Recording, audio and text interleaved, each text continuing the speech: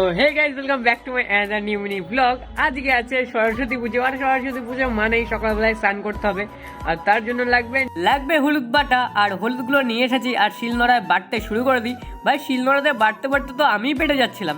তো কিছুটা এরকম পেরেছি, অনেকক্ষণ ধরে চেষ্টা করার পরে এরকম কিছুটা বাটা হয়েছে। তো এইবার গাইজ এই হলুদগুলো দেখতে পাচ্ছ, এই হলুদগুলো পুরো গায়ে মেখে নেবো। তো আমার মতন সরস্বতী পুজোর দিন কারা কারা হলুদ বেটে গায়ে মাখো অবশ্যই কমেন্ট করে জানিও। আমি এগুলো পুরো গায়ে মেখে নিয়ে এবার স্নান করে নেবো। তো স্নান করা হয়ে গেছে, এই হচ্ছে আমার ফাইনাল লুক সরস্বতী পুজোর।